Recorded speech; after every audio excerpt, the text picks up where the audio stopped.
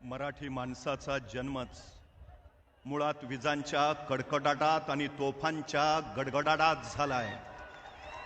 आगीशी खेळणारी माणसं आम्ही, पाण्याला भिवून पळणार नाही हे सिद्ध करणाऱ्या कडवट निष्ठावंतांचा हा दसरा मेळावा आहे।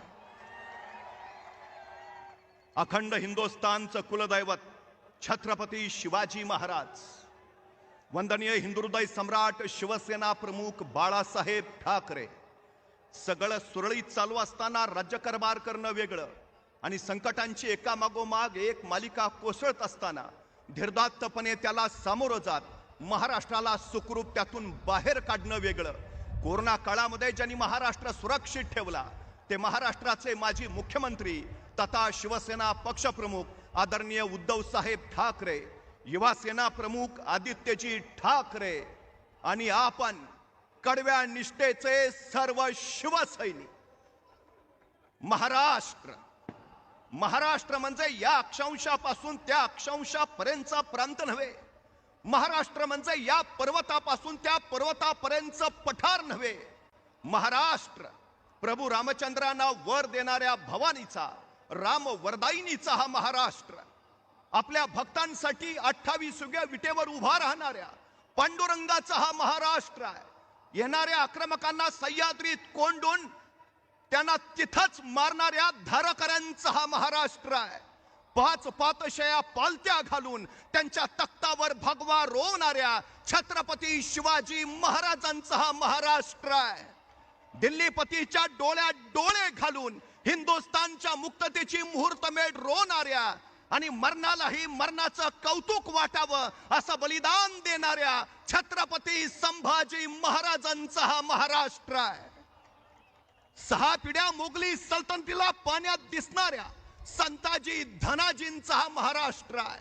हा संतांचा, समाज सुधारकांचा आणि प्रबोधनकारांचा महाराष्ट्र आहे।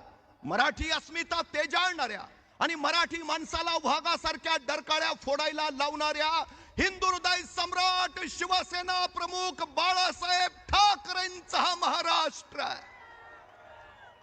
या महाराष्ट्राला जसा शौर्याचा वारसा तसा फितुरीचा शापही आहे।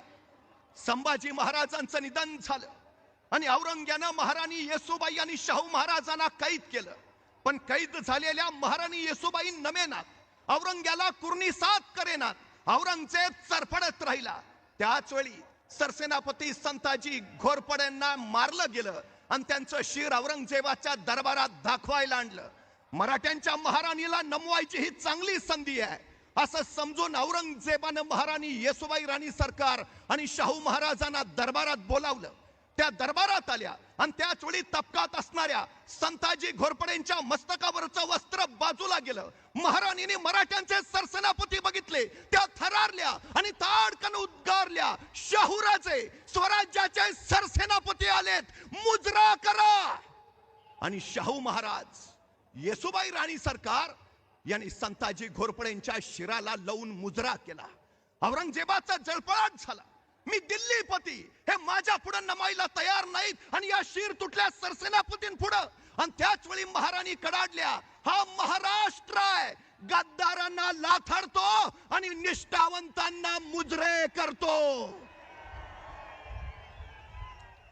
दिल्लीपतीला मुजरे घालणाऱ्या हुजऱ्यांचा हा महाराष्ट्र नाही। जमिनी कसून झाल्यावर रुमण बाजूला टाकून स्वराज्यासाठी झुंजणाऱ्या शेतकऱ्यांचा हा महाराष्ट्र आहे। पण आज महाराष्ट्रातल्या शेतकऱ्यांची अवस्था काय? नापिकी, कर्जबाजारीपणा, अतिवृष्टीनं तो पुरता कोलमडून गेलाय। जमिनी नव्हे, शेतकऱ्याचं आयुष्य खरवडून गेलंय। त्याच्या डोळ्यातनं अश्रूचा महापूर येतोय। एका दाण्याचे 1000 दाणे करणारा माझा बळीराजा, जगाचा पोशिंदा, त्याला या संकटात सरकारनं आधार द्यावा, तर उरफाट्या काळजाचं सरकार शेतकऱ्याच्या जखमेवर मीठ चोळतंय। सोलापूर जिल्ह्यातल्या बार्शी तालुक्यातल्या एका गावात 28 महिन्यात 28 शेतकऱ्यांनी आत्महत्या केल्या। छत्रपती संभाजीनगर मधल्या पती पत्नीनं कर्जाच्या ओझ्यामुळे आत्महत्या केली। काल नांदेडच्या कोंढा गावातल्या निवृत्ती कदमांनी आत्महत्या केली आणि त्याचा धक्का सहन न झाल्यामुळे त्याच्या पित्यानं प्राण सोडले। आणखी किती बळी गेल्यावर तुमच्या कर्जमाफीची वेळ येणार आहे? किती बळी घेणार आणखी? उद्धवजी ठाकरे मुख्यमंत्री झाले आणि त्यांनी पहिला निर्णय घेतला, शेतकऱ्यांचं राज्य निर्माण करणाऱ्या शिवछत्रपतींची राजधानी रायगडाचं संवर्धन करण्यासाठी निधी देऊन, आणि दुसरा निर्णय घेतला सरसकट शेतकऱ्यांचा 7/12 कोरा करून. तुम्ही शिवसेनेला सल्ले देता शेतकऱ्यांची कर्जमाफी करा आणि मग शिवसेनेला बोला. शिवसेना कालही शेतकऱ्यांच्या पाठीशी होती, आजही शेतकऱ्यांच्या पाठीशीच आहे. एक शेतकरी उद्विग्न झाला, संतापला, मोठमोठ्यानं ओरडत राहिला, हे सरकार शेतकरी विरोधी आहे, हे सरकार बिनकामाचं आहे. पोलिसांनी त्याला उचलला आणि सरळ चौकीत नेला. चौकीत गेल्यावर शेतकऱ्यांना विचारलं, मला इथं का आणलंय? पोलीस म्हणाले, तू सरकारच्या विरोधात बोलतोयस म्हणून तुला इथं आणलंय. तसा शेतकरी म्हटला, अहो मी आपल्या सरकारच्या नाही, पाकिस्तान सरकारच्या विरोधात बोलत होतो. पोलीस म्हणले, तू काय आम्हाला वेडा समजतो का? आम्हाला माहित नाही का कुठलं सरकार शेतकरी विरोधी आहे? आम्हाला माहित नाही का कुठलं सरकार बिनकामाचं आहे? साऱ्यांना सारं माहिती आहे. आज शेतकऱ्यांना हमी भाव नाही आणि हे सरकार सांगतंय आम्ही सत्तेत येणार. शेतकऱ्यांच्या आत्महत्या होत आहेत, सत्ताधारी सांगतायत आम्ही सत्तेत येणार. महागाई वाढली आहे, हे सत्ताधारी सांगतायत आम्ही सत्तेवर येणार. कशाच्या जोरावर? परवा माझा एक मित्र गमतीनं म्हणाला, निवडणुका आल्या की काँग्रेस सांगते पंजाचं बटन दाबा, राष्ट्रवादी सांगते तुतारीचं बटन दाबा, आपण सांगतो मशालीचं बटन दाबा, आणि भाजपवाले काय सांगतात? कुठलंही बटन दाबा. लोकशाहीमध्ये निकोपाने निर्दोष निवडणुका होणं हे अत्यंत महत्वाचं. पण निवडणूक यंत्रणेवर, प्रक्रियेवर जर शंका असेल तर त्या शंका दूर करणं आणि लोकशाही सुदृढ करणं हे आपलं पहिलं कर्तव्य आहे. लोकमान्य टिळक इंग्लंडला गेले आणि इंग्लंडला गेल्यावर तिथल्या पत्रकारांनी त्यांना प्रश्न विचारला, स्वतंत्र भारताच्या मंत्रिमंडळामध्ये तुम्हाला कुठलं खातं घ्यायला आवडेल? आणि लोकमान्य टिळक म्हटले, मला विरोधी पक्षनेता व्हायला आवडेल. विरोधी पक्षनेते पद हे लोकशाहीचं बलस्थान. पण आज महाराष्ट्राच्या दोन्ही सभागृहामध्ये विरोधी पक्ष नाही, ही लोकशाहीची थट्टा नव्हे का? निरंकुश सत्ता उपभोगणं ही लोकशाही नव्हे, हे आपण लक्षात घेतलं पाहिजे. आज एकूण परिस्थिती नेमकी काय चालली आहे? 106 हुतात्म्यांनी बलिदान देऊन संयुक्त महाराष्ट्र मिळवला, पण आजचा महाराष्ट्र संयुक्त राहिलाय? तो भावनिक दृष्ट्या, सामाजिक दृष्ट्या संयुक्त आहे? जाती जातीत दरी पडायला लागले, समाजात तेढ वाढायला लागली. काय परिस्थिती आहे महाराष्ट्राची आज? याच शिवतीर्थावरनं हिंदुहृदय सम्राट शिवसेना प्रमुख बाळासाहेब ठाकरे कडाडले होते, सगळे भेद गाडा आणि मराठी म्हणून एक व्हा, नाहीतर हे मराठीच्या जागी सक्तीनं हिंदीला आणून बसवतील, मराठी अस्मितेवरच घाला घालतील. आज नेमकं काय चाललंय? अर्ध्या देशाची लोक महाराष्ट्रात रोजी रोटीसाठी येतात. महाराष्ट्राला हिंदी नव्हे, इथं येणाऱ्यांना मराठी शिकायची गरज आहे. महाराष्ट्रात मराठीच चालेल, हे आम्ही सातत्यानं सांगतो. ही आमची अस्मिता आहे, हा आमचा स्वाभिमान आहे. आम्ही त्या दिशेनं चाललो आहोत.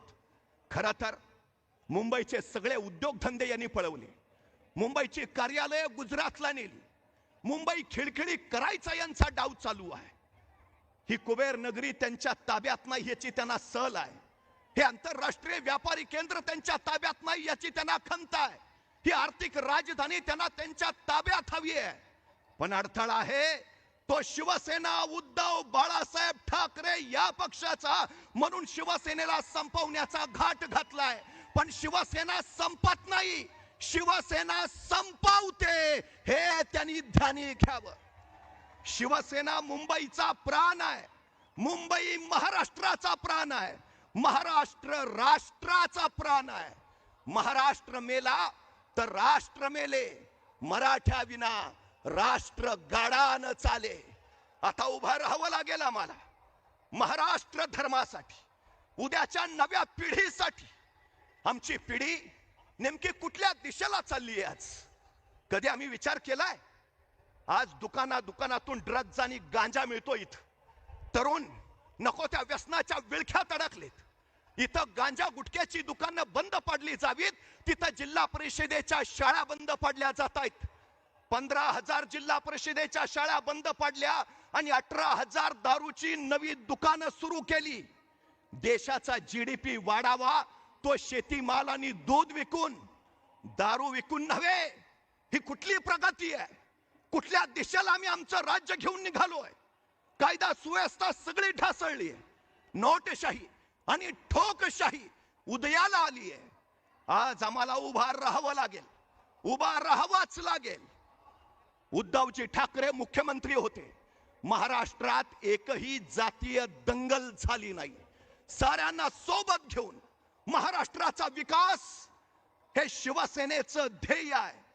ही लढाई फक्त शिवसेनेची नाही, ही लढाई मराठी भाषेची आहे, ही लढाई मराठी संस्कृतीची आहे, ही लढाई महाराष्ट्र धर्माची आहे. पन्हाळ्याच्या वेड्यात अडकलेले छत्रपती शिवाजी महाराज पन्हाळ्याच्या पश्चिमेकडून वादळी पावसाळी किर्र रात्री त्यांनी बांदल फौज आणि बाजीप्रभूंना सोबत घेतलं आणि विशाळगडाच्या रोखाना निघाले. त्या वादळी पावसाळी किर्र रात्रीत 21 तासाचा अखंड प्रवास करून महाराज मसाईच्या पठारावर पोहोचले आणि त्याच वेळी चाहूल लागली.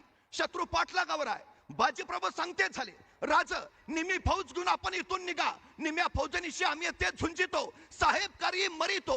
राजे म्हणले नाही बाजी, सगळे सोबत लढू. नाही राज, लाख मेले तरी चालतील पण लाखाचा पोशिंदा वाचला पाहिजे. राज निघा. राजे पुढे निघाले आणि निम्या फौजनीशी आपल्या छातीचा कोट करून बाजीप्रभू झुंजत राहिले, कडाडत राहिले. जाऊन सांगा त्या यमाला, जोपर्यंत राजे विशाळगडावर पोहोचल्याचे तोफांचे आवाज आमच्या कानावर पडत नाहीत तोपर्यंत हा बाजी प्राण सोडणार नाही. राजे पोहोचल्याचे आवाज झाले आणि शीर तुटले, बाजी कोसळले, स्वराज्यासाठी समर्पित झाले. गजखिंड पावनखिंड झाली. आज आम्हाला बाजी प्रभूंच्या त्या जिद्दीची आणि कडकडीत निष्ठेची गरज आहे. उद्धव साहेबांच्या खांद्याला खांदा लावून उभा राहू.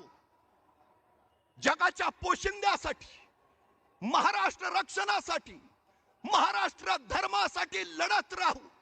अन्याय अत्याचार करणाऱ्या महाराष्ट्र द्रोही रावणाचं दहन महाराष्ट्र धर्माच्या मशालीनं करू. चला आता सज्ज व्हा. बोला छत्रपती शिवाजी महाराज की. चहो दिशांना भगवा फडकू द्या. जय महाराष्ट्र.